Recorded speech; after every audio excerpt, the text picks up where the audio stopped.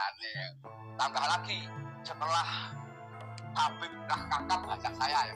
Saya udah kakap ke siapa? Itu makam-makam palsu. Terus bikin makam palsu di Kaligawe, makam yang dibagi dulu. Siapa? Untuk apa? Untuk pencitraan dan pembunuhan ini. Makam di Ngawen, Bukidul dibikin Bin Yahya, Surah Kedilai. Ya saya dengan sawah. Bagus. Assalamualaikum warahmatullahi wabarakatuh. Dulur-dulur, ini saya barusan melihat YouTube nih, yang tadi di depan ini perkataan dari Mbah Mufid dari Klaten yang mengatakan kalau makam Syekh Jumadil Kubro di Kaligawe Semarang ini adalah palsu. Itu adalah bikinan-bikinan dari oknum Ba'alawi. Kok bisa? Saya juga kaget lur, karena selama ini yang kita percaya bahwa makam itu adalah makam Syekh Jumadil Kubro. Tapi setelah saya melihat dari Mbah Mufid ini, itu tadi di channelnya Gus Fuad Pleret Bantul, saya tidak sengaja melihat itu. Begitu saya melihat, betapa kagetnya.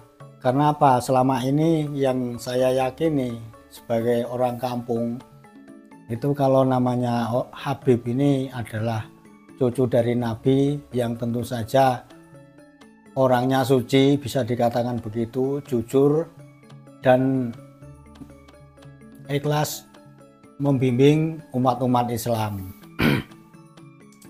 Tetapi kemudian saya buka-buka lagi lur, itu di channel Arah 9 atau channel-channel yang lain, ternyata problematika ini, masalah makam-makam yang dibilang palsu, makam Habib, atau yang mengatakan cukup tragis kalau Habib itu ternyata bukan dzurriyyah Nabi Muhammad SAW. Padahal yang kita tahu selama ini lur, seperti kita itu meyakini 100%, bahkan saking hormatnya kalau kita ketemu, kalau ada pengajian, kita selalu berebut untuk mencium tangan. Jadi saya juga shock bagaimana, karena selama ini saya kan tawadhu begitu besar kepada beliau-beliau ini. Tapi setelah kita membuka-buka dari channel YouTube, yang setelah saya buka sana sini, ternyata masalah ini sudah lama, bahkan sudah merembet kemana-mana sampai ke makam palsu segala macam. Jadi Mbah Mufid tadi cerita kalau di Kaligawe yang terkubur di situ itu sebenarnya kan bukan makam Syekh Jumadil Kubro.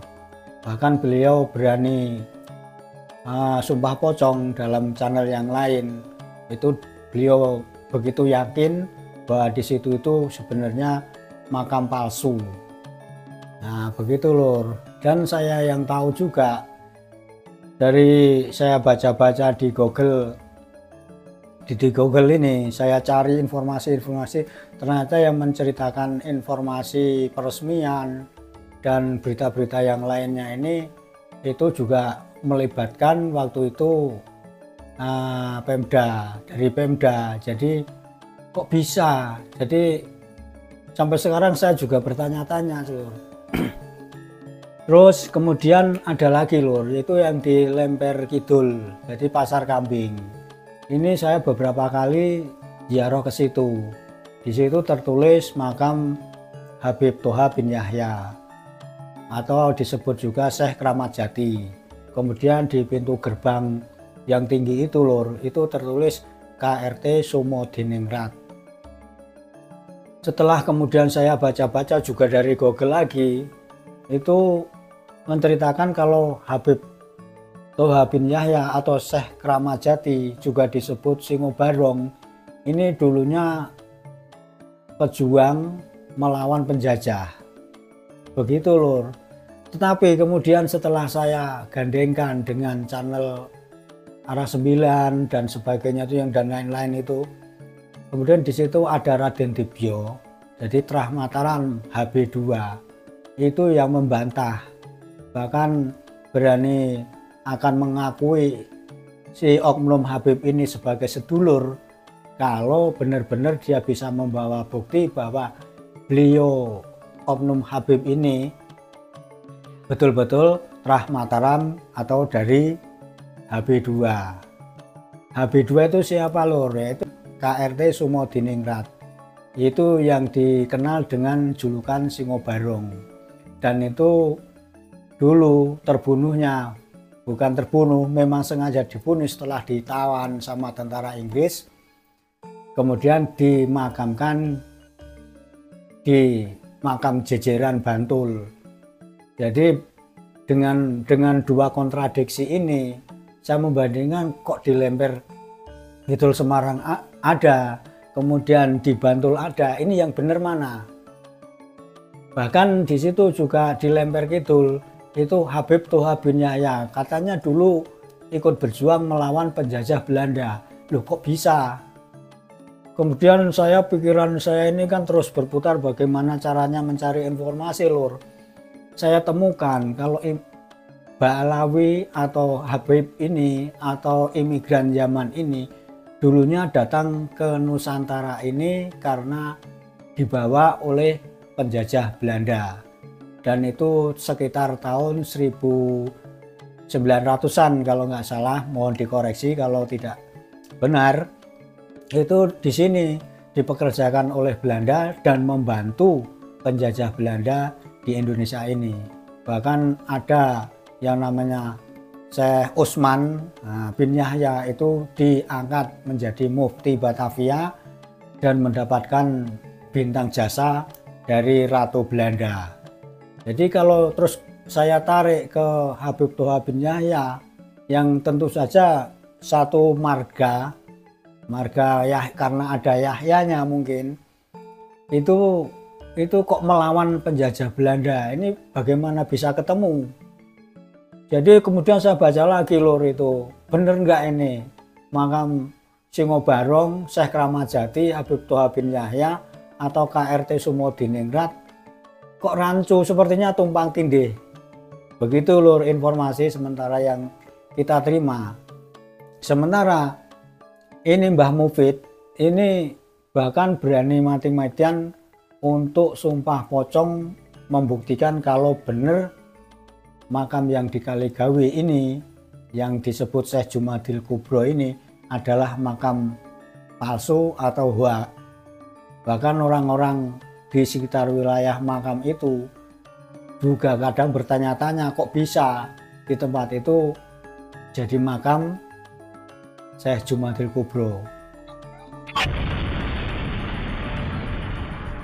Bahkan sekarang ini lur, yang datang untuk berziarah ke situ dari penjuru tanah air kadang-kadang tidak putus. Kalau kita pikir lur, kalau misalnya kita yang benar-benar ingin berziarah tapi ketahuan di situ tuh nggak ada apa-apanya, terus bagaimana? Begitu lur. Jadi begitu lur masalah makam palsu, HB palsu dan seterusnya. Ini saya belum bisa menyimpulkan lur, karena saya juga baru mendalami informasi-informasi ini. Jadi bagaimana perkembangannya monggo kita ikuti. Kalau ada sedulur yang tahu masalah informasi ini bisa tulis komen di bawah. Jadi antara Habib palsu, oknum Habib yang mengaku zuriyah Nabi atau cucu anak cucunya Nabi, itu kalau dulu kita percaya aja, tapi sekarang karena zaman sudah internet, zaman sudah maju, dan untuk berkeyakinan yang sempurna itu diperlukan sebuah data. Nah, kalau datanya Habib Toha bin Yahya yang ada di Lemper Kidul, kemudian Syekh Jumadil Kubro yang ada di Kaligawe, Kota Semarang, itu kalau digadokke dengan datanya para sejarawan, itu benar yang mana? Nah, itu perlu kita cari tahu. Jadi kita berkesimpulan, oh benar ini makam palsu, oh yang benar ini sejarahnya nggak benar. Cuma yang menulis di Google ini juga entah disengaja tahu sejarahnya benar atau tidak, sehingga kita yang membaca ini mendapatkan informasi yang belum tentu benar. Terima kasih Lur, maaf saya juga lagi pusing bingung karena itu bertentangan dengan keyakinan kita selama ini. Jadi mohon maaf, sekian dulu dari awal sampai akhir. Kalau tidak pas dari saya mengutarakan pemikiran saya ini, saya mohon maaf sebesar-besarnya. Terima kasih, selamat malam, sampai jumpa. Assalamualaikum warahmatullahi wabarakatuh.